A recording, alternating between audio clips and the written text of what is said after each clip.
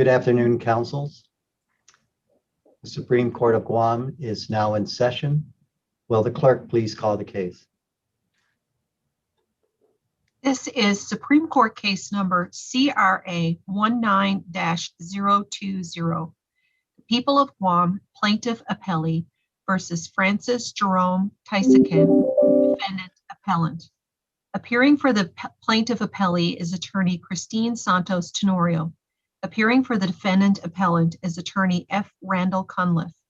The panel consists of Chief Justice F. Philip Carbolito, Associate Justice Robert J. Torres, and Associate Justice Catherine A. Merriman. Attorney Cunliffe reserves 5 minutes. Thank you. Mr. Cunliffe, you are recognized. Mr. Chief Justice, and may it please the court. Mr. Francis Taisacan was indicted for 5 substantive crimes and 4 crimes of conspiracy, which related to 4 of the underlying 5 crimes. It's clear from the transcript at the trial that all of the crimes were involved in the same conspiracy. It was one conspiratorial act. And at the time of the convictions, and the court allowed the defendant to be convicted of multiple conspiracies and multiple included offenses, even though 9 GCA section 1.22 prohibits that type of a verdict to be rendered. The government has apparently conceded that the conspiracies convictions are in question, and it was their position that they wanted to maintain the conspiracy for home invasion, but they don't have a legal precedent for doing that. The case upon which they relied, an Oregon case, which said the government can select between the underlying crime and the conspiracy crime, they both carried the same penalty, and therefore basically the court said no harm, no foul. But in this case, that's not the situation. I've also pointed the court to the 9 GCA section 1335 that says if there's the multiple crimes are conspired against, there can be but one conviction. It's my position that all 4 of the crimes, or perhaps even all 5, since the theft crime is also an included offense of robbery, should have been contained in one separate conspiracy count. And if the government were then to select a conspiracy, then all of the substantive counts would have to be deleted and ordered to be set aside because of 9 GCA section 1.22. So I don't think that the court can do what the government has asked to do with regard to retaining one conspiracy count of home invasion and dismiss the others, order the others dismissed from that regard. As I indicated, there's also, as we believe, and I'll get to each separately, but we believe that burglary, criminal trespass are included offenses of home invasion, and we believe, of course, theft is an included offense of robbery. So none of those would stand. Superior charge stands. If the court rules that there is not sufficient proof for home invasion, then the burglary could stand. But it can't be both. It can't be both under that situation. So, Mr. Cunliffe, are you saying that one conspiracy, I'm not sure, one conspiracy conviction does stand and the others are dismissed, or that none of them stand? I'm just confused about what you're saying. That was the government's position.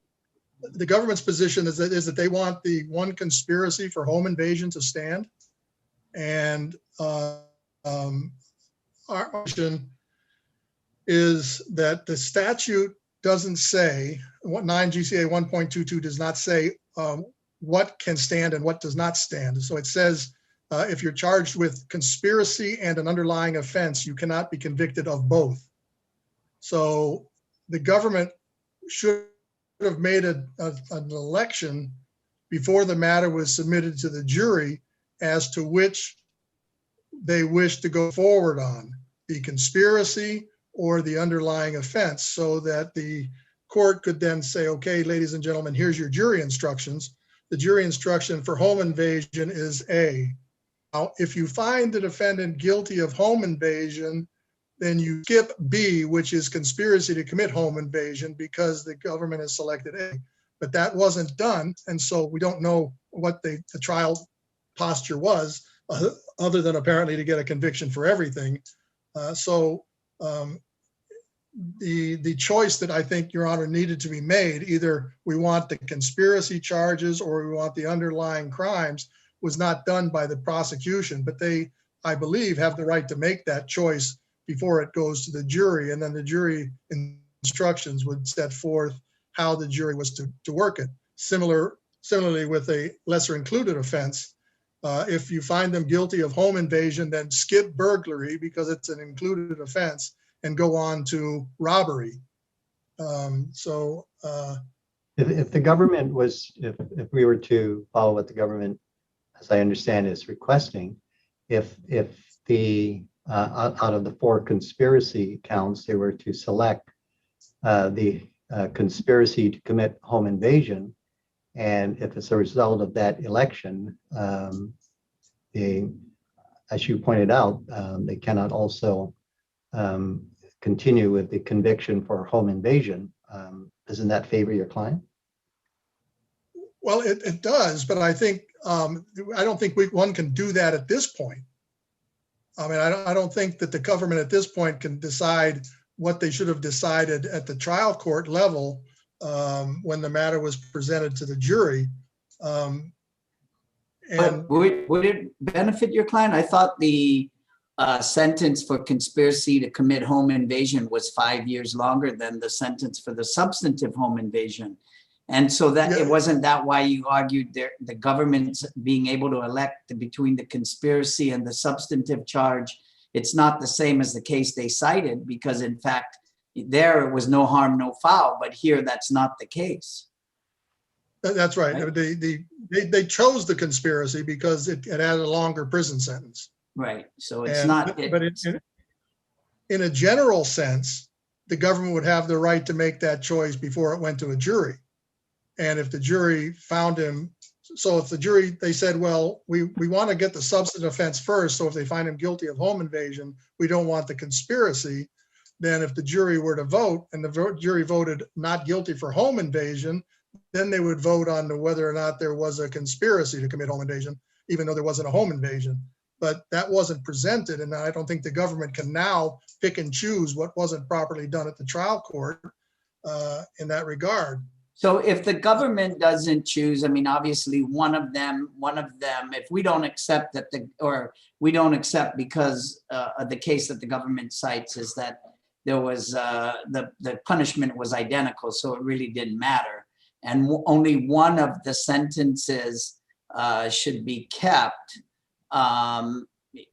Putting aside the distinction in the term of the sentence here, if the sentences were identical, what should be kept and why? Should you think that the government should then have the election, or should we keep the substantive offense or keep the conspiracy offense? And what would the rationale be? I mean, my personal thought was always that you would take the substantive offense and not the conspiracy, because it's obviously much more of a serious offense under the actual actions of an individual. To sit and decide to commit a crime is one thing, but to actually go and do it is a completely separate. That is actually the California approach, is my understanding. I don't know if the case was cited in anyone's briefs, but the California approach is it's the substantive offense that survives if it's both the conspiracy count and the substantive offense that the defendant was convicted of. Right. And that was always my rationale on it. But when reviewing 1.22, it doesn't seem to have language that makes you say one over the other. And so, I mean, certainly the court could create a rule that, because it does make more sense from a penology situation, that you would be guilty of the substantive offense and not the just the conspiracy. That with regard to the home invasion itself and the conviction, the argument that we have put forth is, was there proof beyond a reasonable doubt that Taisacan was armed with a dangerous instrument? Now the situation got a little bit difficult in this case because during the trial, the government stipulated that the airsoft pistol was not a deadly weapon.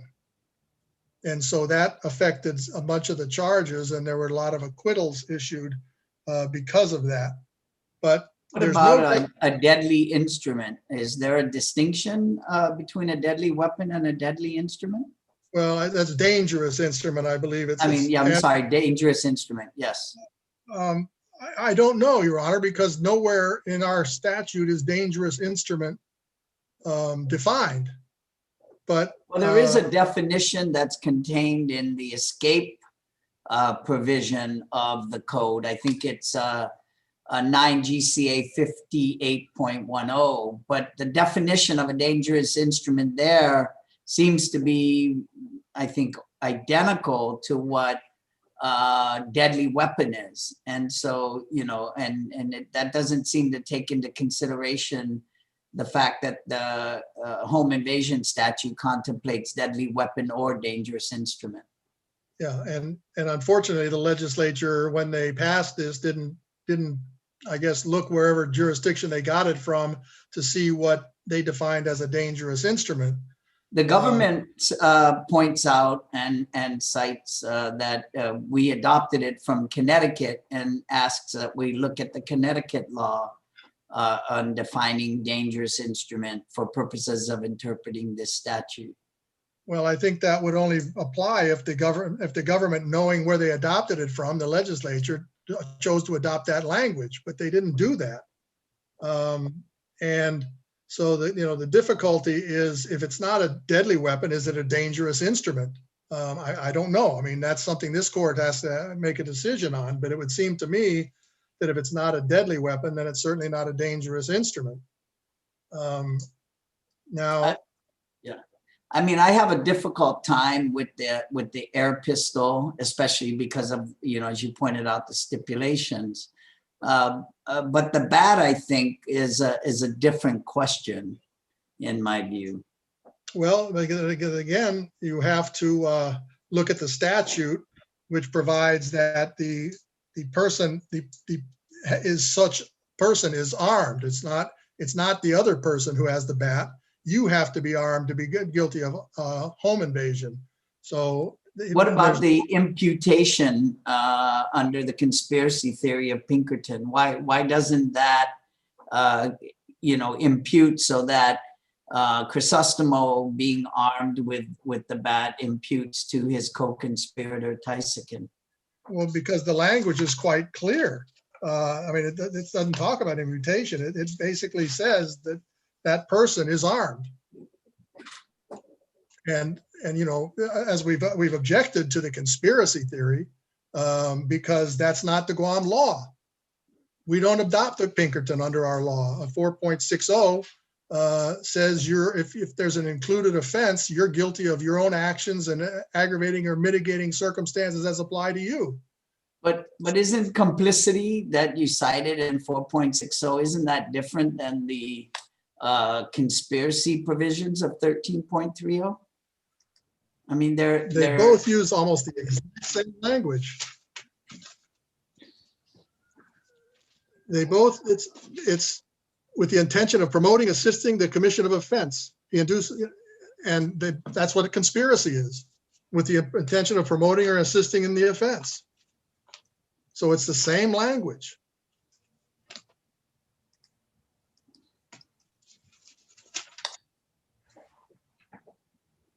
So, I don't see how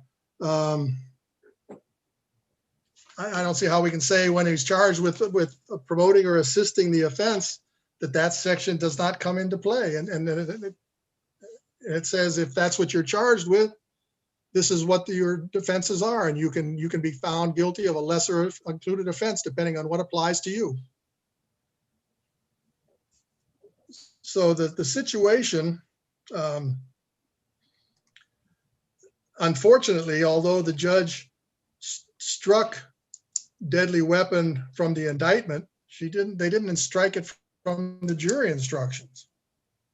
And they left it to the jury saying that, and then the judge provided to the jury the language: in the course of committing the offense, the defendant was armed with an explosive, deadly weapon and or a dangerous instrument, to wit, a firearm, a BB gun, or a baseball bat. Well, that's not a correct instruction. They've already determined in this case that a BB gun was not a deadly weapon. So it contradicts that earlier decision, and the court said she would instruct the jury on the issue, but the court never instructed the jury on that issue, and the defense counsel never asked the court to provide that instruction. But by adding the to wit in that case, the court is essentially that a BB gun is a dangerous instrument or a deadly weapon. And I think that's an erroneous instruction that placed the jurors on a position that they were already bound to find that was a violation, and it should not have occurred.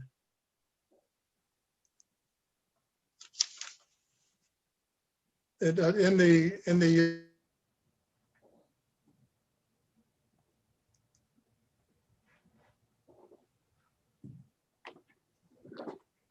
Stop the clock, Shelter.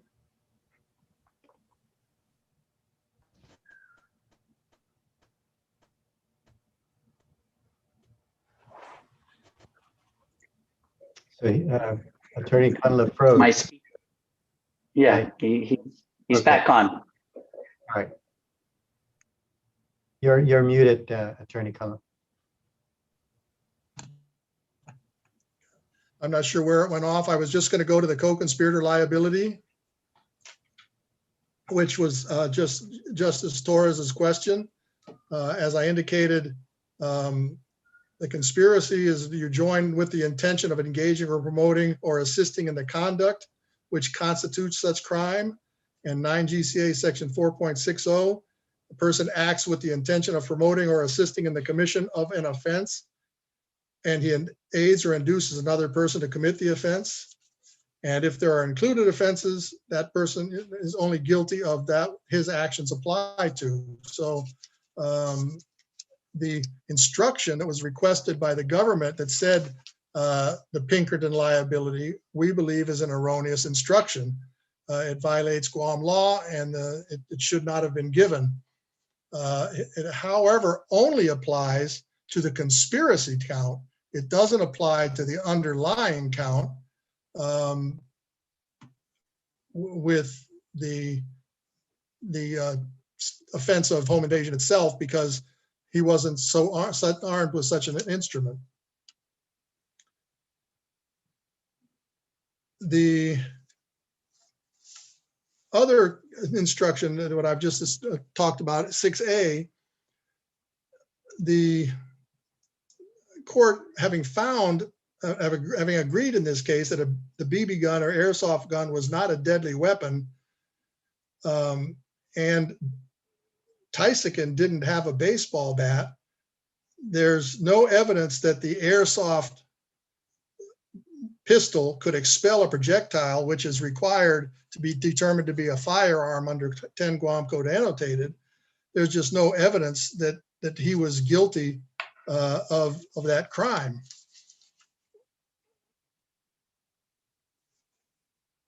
And the failure to properly instruct the jury obviously harmed Mr. Taisacan.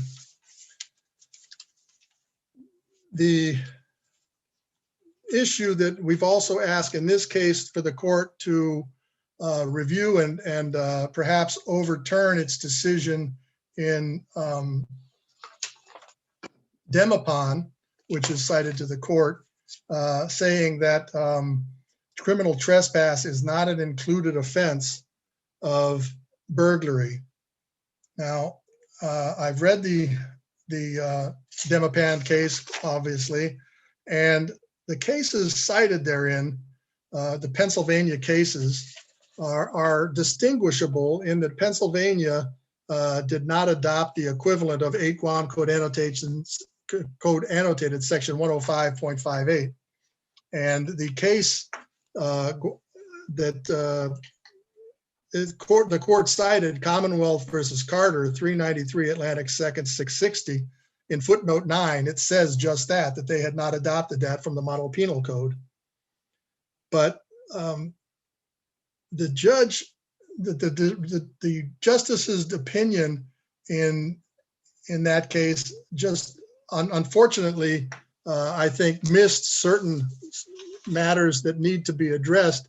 And I think that based upon those, the court can see that perhaps that it is an included offense of burglary.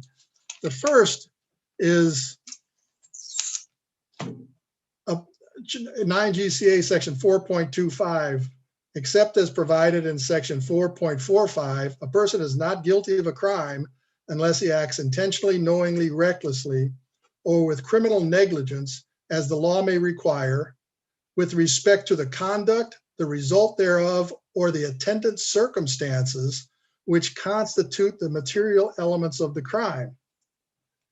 In 4.40, it says, except as provided in section 4.45, if the definition of a crime does not expressly prescribe a culpable mental state, a culpable mental state is nonetheless required and is established only by the person acts intentionally, knowingly, or recklessly.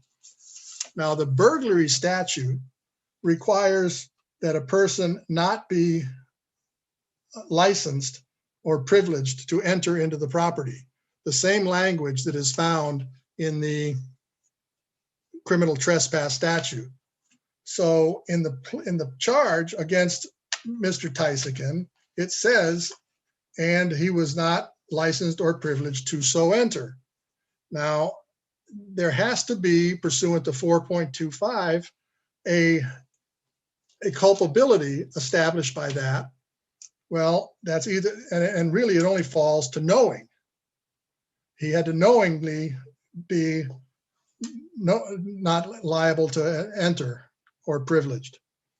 And so the distinction that the judge, the court issued in the Demapan decision, which says that, well, in 1.5.58 of 8 GCA, in subsection B3, the language, and she highlighted the word only, is not implicated because it also includes the not licensed or privileged to enter in the criminal trespass that is not included in the burglary, but it is included in the burglary. And it's Mr. Cunliffe, your argument, has some interest for me, and I think in terms of examining Demapan, but you didn't raise this issue until your reply brief. You did not cite to the Demapan case in your opening brief. You only raised it in your reply brief. And generally, if something's raised in a reply brief for the first time, we usually don't look at it. The issue was raised. The Demapan case was clearly not the issue was raised, but whether or not, but why, but not that Demapan should be revisited and be changed. Well, I mean, the argument was made that it is a lesser included offense, and requesting the court to so rule. So the issue was raised in that, and of interest, there's no doubt. When I was there's no doubt you did raise that issue, but in terms of us going back and revisiting Demapan, as opposed to just relying upon Demapan for the holding that it did, that said criminal trespass is not a lesser included offense. You didn't ask us until the reply brief to look at that. I didn't specifically point out Demapan, but I asked you to look at the fact that it's a lesser included offense. Yes. Correct. So when reviewing for these arguments, I pulled up the language of the model penal code, and at page 87, section 221.2, the comments to the model penal code says, moreover, the offense of burglary defined in section 221.1 reaches trespass coupled with the intent to commit another criminal offense when such conduct is likely to a particular fear or apprehension, as in a dwelling at night. In cases where the offense of burglary does not apply, it will be sufficient to charge the intruder with criminal trespass under section 2222 and with other offenses that he may be guilty. So even the model penal code says it's an included offense, and that's where we drafted the statute from. So we believe that the court should revisit that decision and rule in our favor. The last issue I addressed was ineffective assistance of counsel. I've pointed out the issues that I believe counsel made serious mistakes in dealing with at the trial level. We believe those raised to the level of ineffective assistance, and I will leave that matter to the court. Thank you. He Thank kept on time, Chief Justice, exactly at 5 minutes to prove a point. Yeah. Thank you, Attorney Cunliffe. Assistant Attorney General Tenorio, you are recognized. Mr. Chief Justice, and may it please the court. This is a case where two men, the defendant appellant in this case, Mr. Taisacan, and his co-conspirator, Mr. Crisostomo, agreed to go commit a home invasion in the house of an elderly woman. They each possessed a weapon. Mr. Crisostomo possessed the bat, while Mr. Taisacan possessed an airsoft pistol as described by the testimony. In this case, there was sufficient evidence of home invasion because there was sufficient evidence that the defendant did use a deadly weapon or dangerous instrument. Notwithstanding, first, I actually want to talk about the definitions. It is true that there was no dangerous instrument definition given to the jury. However, there is no dangerous instrument definition given in the body of the home invasion statute. If there was no error, because if we do use the definition given in the code, it's actually in the contraband section, which I had cited in my brief. Dangerous instrument as defined currently by the Guam Code annotated is the exact same definition of deadly weapon.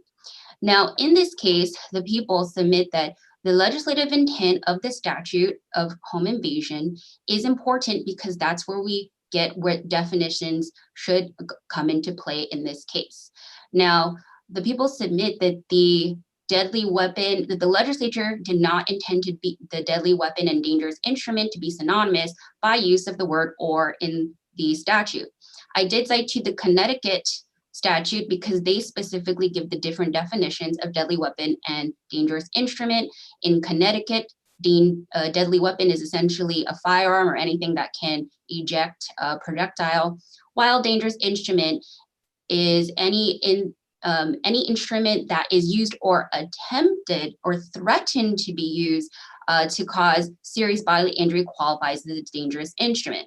In this case, why that's important is because while the prosecutor below conceded that the airsoft pistol did not qualify as a deadly weapon with regard to Mr. Taisacan, there was no concession made that it did not qualify as a dangerous instrument, which is why the airsoft pistol language was left in the body of the charge of the underlying crime. Yeah, but even if we accept your theory that Taisacan threatened serious bodily injury, what was the evidence that was presented that shows the airsoft pistol was capable of causing that type of injury? Your Honor, in this case, I think that the rule that is used is whether something is whether if But it's it- used for offensive or defensive purposes, it can cause serious bodily injury. So the prosecutor conceded that it was not used as a bludgeon, but it didn't mean that it did not have the capacity to be used as a bludgeon. In this case, the evidence was that Mr. Taisacan went in holding the airsoft pistol in the air, and that is what caused the victim, in this case, the elderly woman, to submit and sit there while her belongings were being stolen. And that's why I think that when the dangerous instrument definition is important, because the legislature intended this to be akin to a robbery, where robbery, an element of the crime is that what a deadly weapon or what appears to be a deadly weapon is used to cause a threat to force someone into submission for the theft. That is the But same rationale. was there testimony that the air pistol was capable of being used as a bludgeon? Was there was not- evidence?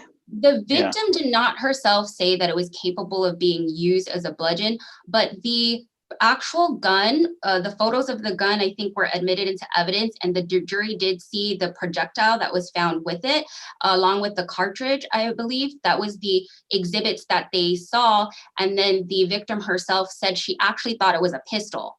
So in her mind, she thought it was a pistol, which is why she was afraid. She actually, even to the point of trial, thought it was a firearm, is what the evidence showed. So in this case, we believe that there was sufficient evidence that at the very least, the airsoft pistol was a dangerous instrument, which then Mr. Taisacan could be found guilty of home invasion on that basis. Now, and I do want to put forth that under People v. White, this court said that you decline to find plain error when there is a missing jury instruction as to a definition that was not given and not requested. At the trial level, nobody requested, the defense trial counsel did not request definition for dangerous instrument, and therefore there can be no error in this case. There was no plain error on that matter. Now, so I want to move, so that was about the airsoft pistol. Now the baseball bat comes into play because Mr. Taisacan is charged with co-conspirator liability. So I will talk about whether the baseball bat briefly, that there was evidence that is obviously can be used as a deadly weapon for offensive defensive purposes. Other jurisdictions have actually found that the baseball bat is both a deadly weapon and a dangerous instrument. And that no injury is actually necessary when we talk about deadly weapon or dangerous instrument used within the context of a home invasion. The whole rationale is that you're threatening someone so that they submit, not that you actually have injured them in the process. Now, I do want to just make a quick point about the operability of a firearm, because I think Mr. Cunliffe in his reply brief said that there was that Guam law requires that the operability be shown.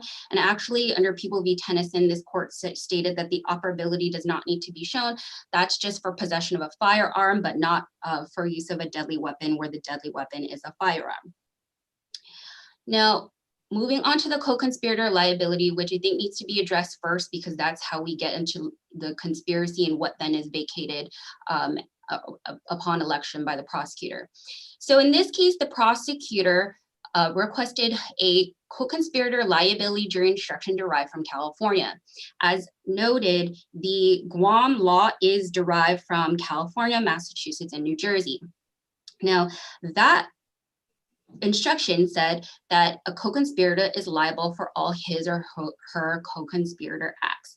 Now, under a plain error theory, because there was no objection by the defense counsel to this instruction was proper because it does follow Guam law. The issue in this case is that 9 GCA 1.22 doesn't explicitly say what co-conspirator liability is in this case. However, the definitions of conspiracy are that it would be akin, there is, the section does say that you are liable to the same degree as the substantive underlying crime if it's a conspiracy or complicity. So under those rules, the people believe that whatever your co-conspirator, your complice, or your person you're aiding and abetting does, you all get the same, you are all equally culpable. Now, The co-conspirator liability is derived from Pinkerton liability is the federal counterpart of the co-conspirator liability. It is followed by the District Court of Guam in the Ninth Circuit. And under the Pinkerton rule, any act that is reasonable foreseeable that your co-conspirator does in furtherance of the conspiracy, you are liable for. The other jurisdictions that Guam has derived our own conspiracy law from, they do follow this co-conspirator rule. And the reason why this is important is because even though Mr. Taisacan used an airsoft pistol, he was with Mr. Crisostomo, who used a bat. Now, both men entered the house at the same time. They were both in the car. So there was an agreement that each of them would use a weapon. So the fact that it was conceded that the airsoft pistol was not a deadly weapon doesn't mean that it absolves Mr. Taisacan of using of Mr. Taisacan's agreement for Mr. Crisostomo's use of the baseball bat. That's where conspirator liability comes into play. Now, if this court is not inclined to adopt Pinkerton liability to the extent that every co-conspirator is liable for every single act of their co-conspirator, Massachusetts does follow a modified rule where you are liable for all the acts of your co-conspirator if you yourself are aiding and abetting in the actual act, which is, in this case, there is evidence that Mr. Taisacan himself was a principal. So this type of modified Pinkerton rule would apply on Guam. And then there would be no error for that particular jury instruction that essentially said, because Mr. Crisostomo was armed with the baseball bat and Mr. Taisacan had agreed with Mr. Crisostomo that they both each would arm themselves with these weapons and go commit this home invasion, then there was no error and this jury instruction was proper. Can we just hold for a minute? Is Mr. Cunliffe still with us? I can hear you, Your Honor. Oh, okay, all right. It's just that your picture froze, and I was just wanting to make sure that you were still online. You can continue. Thank you, Your Honor. Thank you. I did want to address the point where Mr. Cunliffe said that the to wit language used by the court meant that they were basically telling the jurors that these weapons were in fact dangerous weapons or deadly instruments. That was just, again, a descriptor, and they were given the definition of deadly weapon in their jury instructions, and they said they were given the instruction that they had to find each element of the crime beyond a reasonable doubt, and deadly weapon was an element of the crime. So that is not akin to the judge just stating that that was in fact a deadly weapon or a dangerous instrument. Now, under the sentencing enhancement, again— Can we go to the conspiracy and the underlying offense and the people's election and desire to keep the conspiracy to commit home invasion as opposed to the substantive home invasion charge or conviction? The case that you cited, obviously, as Mr. Cunliffe pointed out, and I'm sure as you're aware, Ms. Tenorio, in that case, there was no distinction between the conspiracy charge and the underlying offense charge. But here there is a distinction, and I think you've acknowledged the conspiracy to commit home invasion is longer. The sentence is longer than the sentence for the substantive home invasion. Doesn't that create a substantive risk of prejudice to Mr. Taisacan that was not in the case that you cited, the Meyer case, the Oregon case? Well, Your Honor, I think that in this case, the issue is that there is no real rule. There is no rule actually in our jurisdiction that says what the people can elect and cannot elect. But I think that it does not cause prejudice to Mr. Taisacan, because when you are charged with a conspiracy, you are on notice that you are charged with conspiracy and whatever liability that might bring on top of your actual underlying crime and your actual commission of the offense. So in this case, there were multiple charges. Every single underlying crime had the accompanying conspiracy charge. With regard to the election, this is the issue in this case, and there's a dearth of case law on this, which is why that was the only case I put forward. The conspiracy election is proper because that's how we get to liability for the further acts. So that's why in this case, we would elect the conspiracy, because then if the court vacated the conspiracy, then we couldn't hold him liable for the acts, even though that is the theory of liability that we were proceeding under on this case. So 9 GCA 1.22 does say that you cannot have a conviction where one is merely a conspiracy to do the other. But in this case, it is different because that is how we're getting liability for further acts. And that is the only case law that I could find that even allows the government to make the election. But I think what's important in this case about making the election is that there was a jury of 12 and they made a specific finding that there was a deadly weapon used in this case and that Mr. Taisacan was liable via the co-conspirator liability jury instruction given that Mr. Taisacan should then be liable for the use of Mr. Crisostomo's baseball bat. If our election was declined, then Mr. Taisacan would automatically be acquitted of every actual special allegation, because those are the only remaining special allegations is the ones that are attached to each conspiracy. So then we would be overturning a finding made by the jury on a sentencing enhancement that was proper in this case, given the evidence that was put forth. And as to Mr. Cunliffe's suggestion that we should have made this election before trial, well, under 9 GCA 1.22 and under People via Fison, this court has acknowledged that the prosecution can charge multiple offenses and then leave it up to the jury to convict. But then before sentencing, that's when you should make the election. Now, this area of law is not clear, which I think it's on appeal in several different matters right now about about the election or the vacating of certain convictions.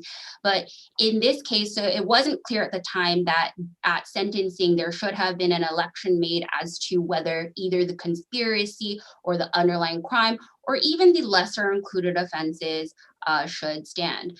Now, we were allowed to submit it to the jury so that any election would be made after trial, which was not done in this case at sentencing, which is why the people do concede that the outcome that we're looking for is for the court to affirm the convictions but remand so that the proper elections could be made by the trial court and that the lesser included offenses can be vacated.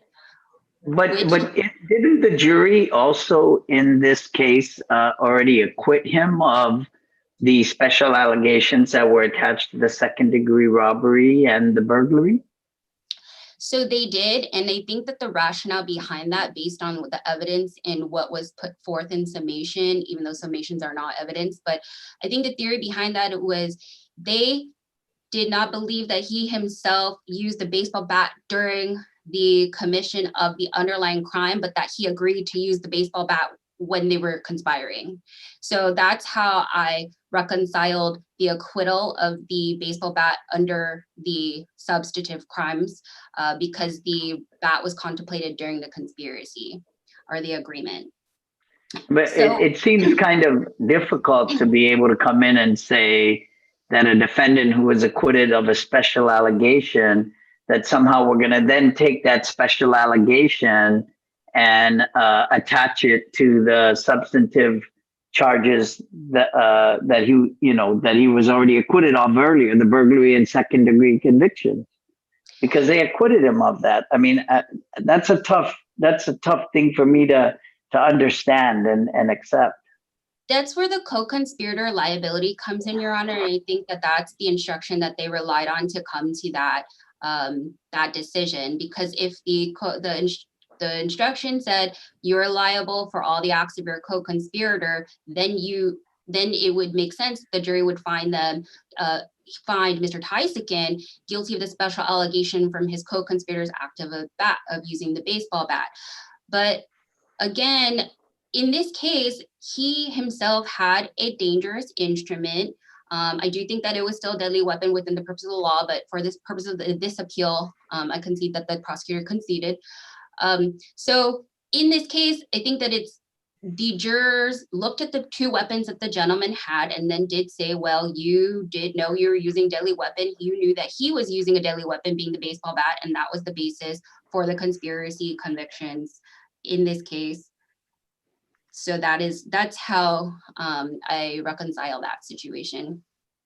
Now, so moving on to the lesser included offenses, as far as what should be vacated.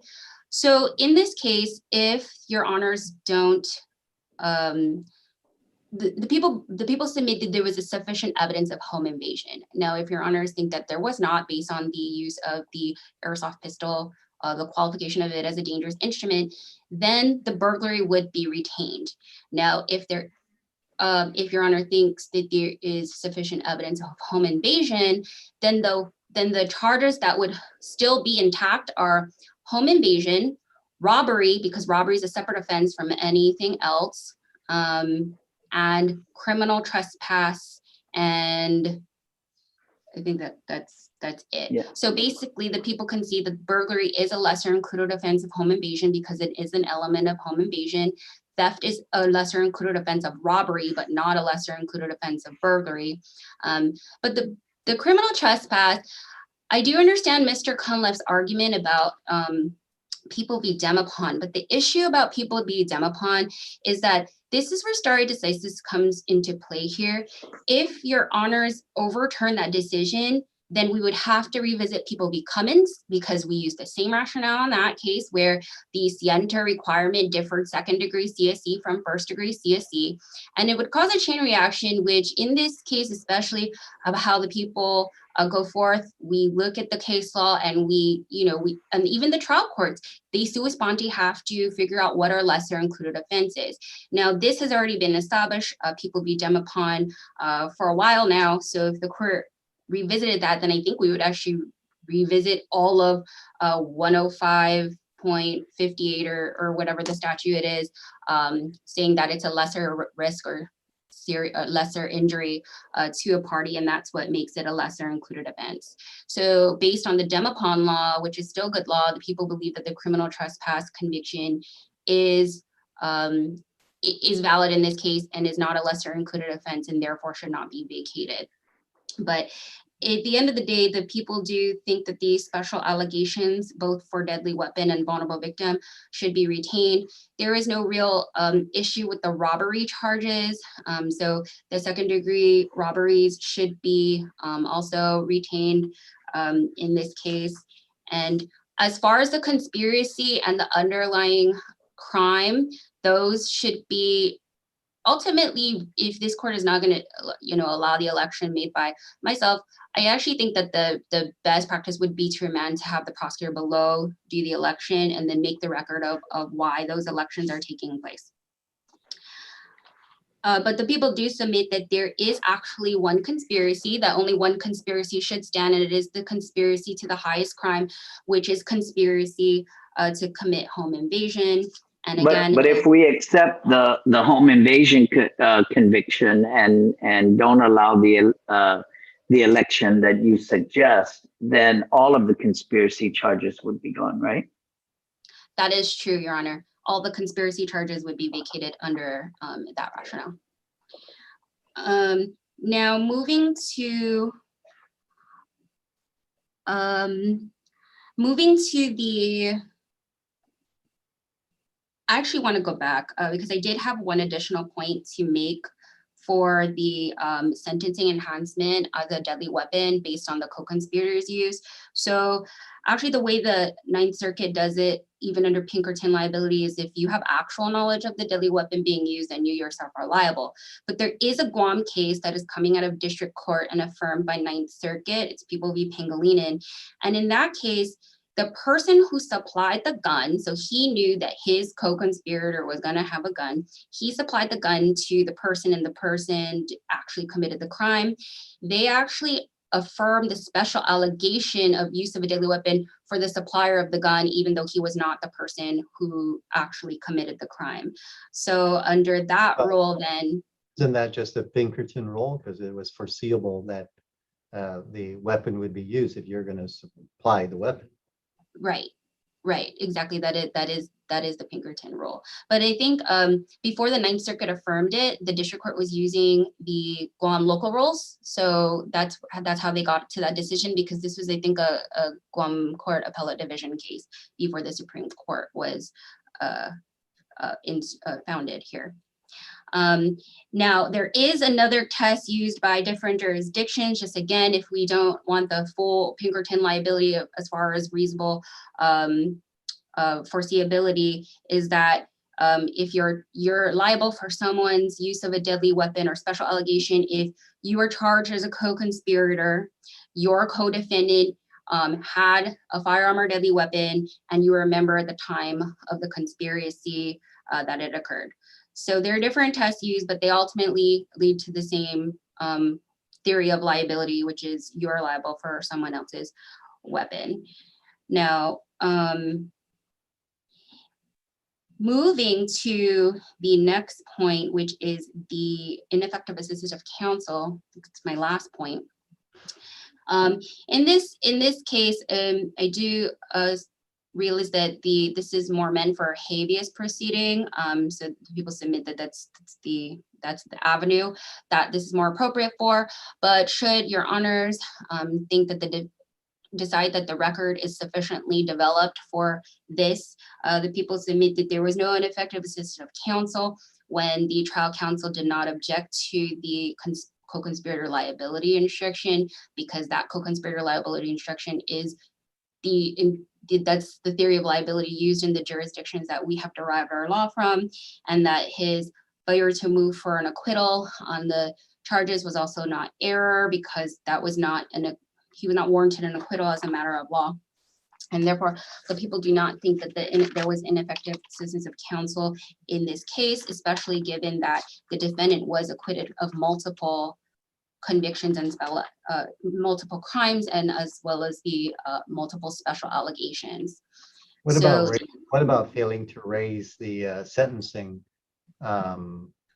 issues and the errors in sentencing under 105.58 and 1.22?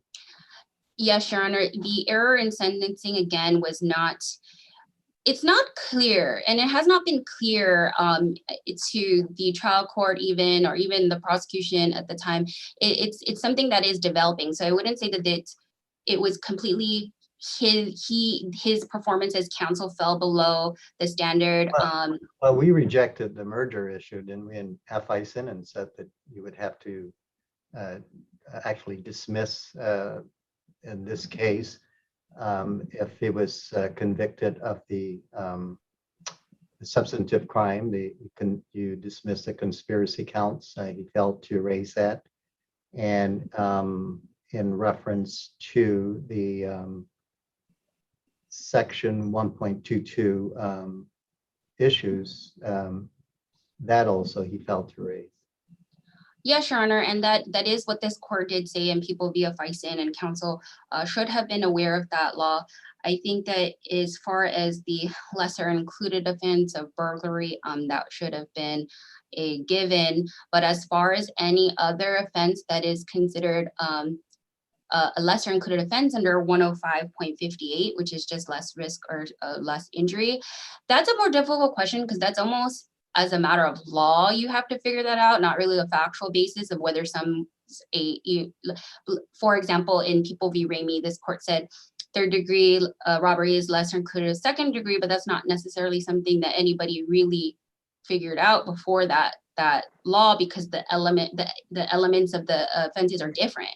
So in this case, it's just as a matter of law, whether this could be vacated or not. Do submit that the burglary charge, he should have known that it have been vacated. I think that the issue in this case is people. What about the 4 conspiracies? I mean, 4 separate conspiracies, and even the people can see that, it's a single conspiracy and not 4 separate conspiracies. I mean, right, and that should have been noted by all the parties below, and none of the parties below noted that or even asked for that. Or doesn't that suggest he was ineffective? I think that the record needs to be developed below whether he had some kind of strategy for his appellate counsel to do that. I'm not sure of how that came into play in his head, because, you know, I could see a strategy where they would want to conserve judicial resources by sending all the convictions up, and it's, you know, whatever's vacated, you know, we at least have a decision on the other convictions, so then we don't have to go up on appeal again. I'm not sure, which is why, you know, that at this point we can't say that it is actually ineffective. So based on the arguments, the people request that this court affirm all of Mr. Taisacan's convictions using the election that the people put forth, which is to elect the conspiracy charges with the accompanying special allegations based on the sufficiency of the evidence, including the defendant's use of the dangerous instrument, which was this airsoft pistol, and his knowledge and participation in an agreement that his co-conspirator, Mr. Crisostomo, would use a baseball bat during the commission of this home invasion into this person's home. The people submit that if that a remand should be appropriate, just so that the trial court can vacate the lesser included offenses that should have been vacated before. And thank you. All right, thank you, Ms. Santos. Attorney Cunliffe, you may use your remaining time. And you need to unmute yourself. Can I ask you about the ineffective assistance, Mr. Cunliffe? Yes, You know, clearly, you know, there are a number of issues, as you can tell, and the government is conceded on in terms of trial counsel's failure to bring attention to the 105.58 and the 9 GCA 1.22 issues on the conspiracy and the being convicted of both the conspiracy and the underlying offenses. But, you know, generally, the remedy for ineffective assistance at sentencing is resentencing. And if we accept, and the people seem to concede, that some of these improper convictions will be vacated, and we remand this case for resentencing, how is that finding of whether he was ineffective going to assist you? I mean, assist Mr. Taisacan. Well, if he was ineffective, then Mr. Taisacan would get a new trial.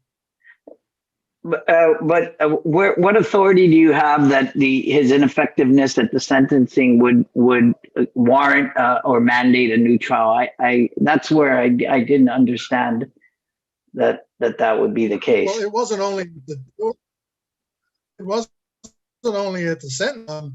He conceded a jury instruction. He said that's the law, which I don't believe is the law, and I think this court should find is not the law of Guam. Yeah, but those I think the record potentially may not be as clear for us as, for example, the ones as the Chief Justice pointed out at sentencing, you know, seem a little bit clearer to us, at least on the record as it's developed. Well, I think when the government offered their co-conspirators responsibility, the trial counsel said, I don't have any objection. That's the law. I mean, I don't think it could be any clearer than that. I mean, you know, that's what he said. And clearly, if you read 4.60, the language tracks the language that's in the conspiracy statute. So how can it not apply to the conspiracy statute when it's talking about the same behavior? But those statutes are not identical. I mean, there is one element of the conspiracy statute that's similar to the complicity statute, but that doesn't mean that all of the complicity statute has to apply to the conspiracy statute. And he was charged with conspiracy in this case, not with complicity, right? I mean, like our conspiracy statute doesn't have the language that is contained in the second sentence of the complicity statute, 4.60, the second sentence says if the definition includes lesser offenses, the offense of each person shall be guilty determined to his own culpable mental state and to those aggravating factors which apply to him. But that language is not contained in our conspiracy statute.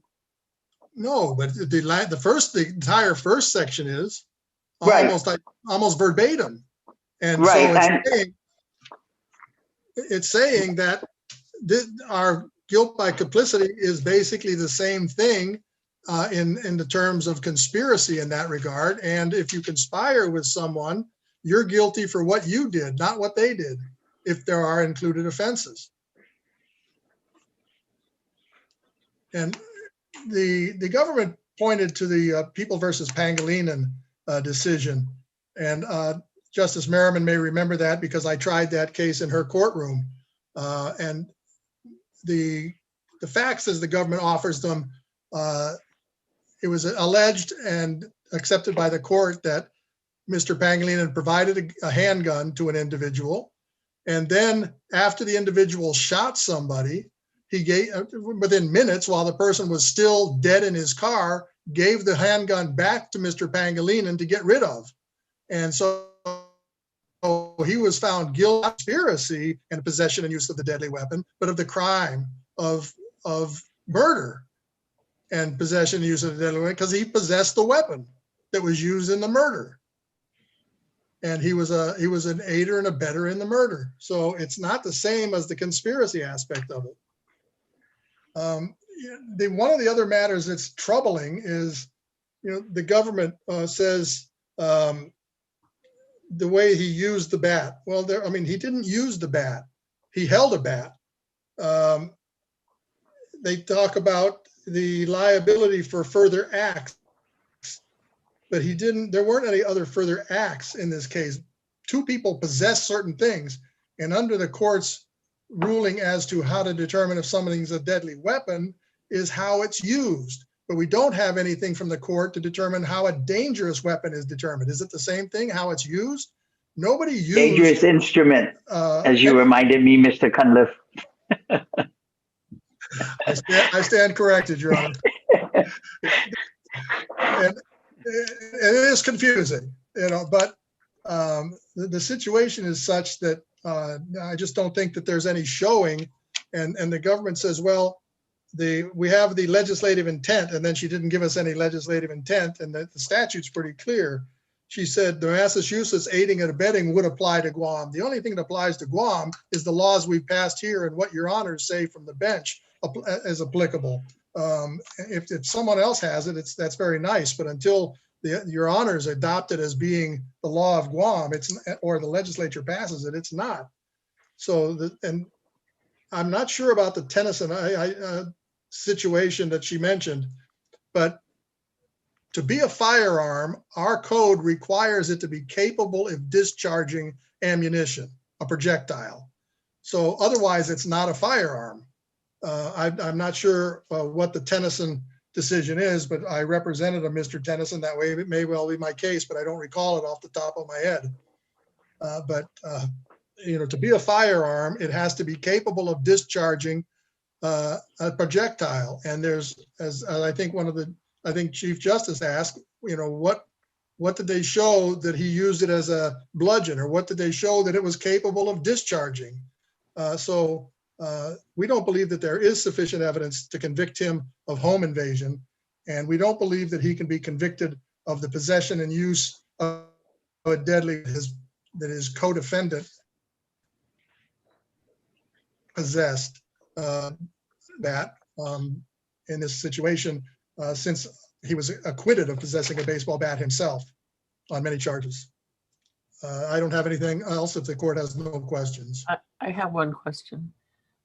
Yes, ma'am. The people have suggested that we simply, when it comes to the conspiracy charges, rather than making a decision about those, that we vacate the judgment, send it back so that the people can elect which conspiracy charge. Would you comment on that request? They should have made that election before it went to the jury, Your Honor. I mean, at this point, they're between a rock and a hard place. They didn't do their job. The defense attorney didn't do his job. And now they want to be able to resurrect this out of the ashes, with what's in there. And my position is, and the government has said, and this court has intimated, there's one conspiracy. So if there's one conspiracy, it's to commit all 5 substantive crimes. So if they want the conspiracy conviction, then all 5 substantive crimes should go out. If that's what they want to do. But do you think the Supreme Court should decide that, or should we send it back to the trial court? I think it's going to require a new trial. I don't think they're allowed to correct that kind of an issue at the trial court level. They didn't make the decision now. It went to the jury. The jury will have to decide once again what to convict him of once this court either adopts and accepts everything or throws some things out. I mean, obviously, we're going to get rid of some of the charges, and what's left. Then I think he gets a new trial. Yeah, but as Mr. Norio points out, it was a sentencing issue, and it wasn't that the government is free to charge multiple offenses, and it's up to the jury to convict. But after the conviction, it becomes the sentencing issue as to what, at the time you raise, what the defendant can be sentenced as a result of the convictions that the jury found. But the jury shouldn't have been allowed to find those convictions. They should have made a decision at trial what convictions they wanted to go forward on, and tell the jurors, if you find them guilty of this charge, you skip the next one, robbery charge or whatever. And the government says this is new territory. I've been arguing these included offenses for 15 years at least, maybe 20, because the government continues to do it, and I continue to object to it.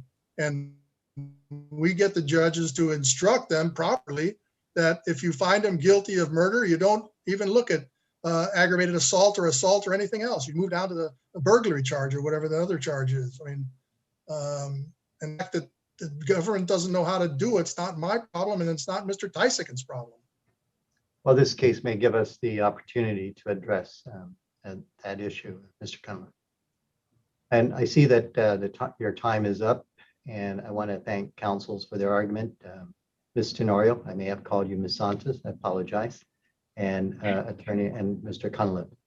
So the court will take the matter under advisement, and the court stands adjourned. Thank you, counsels. Thank you.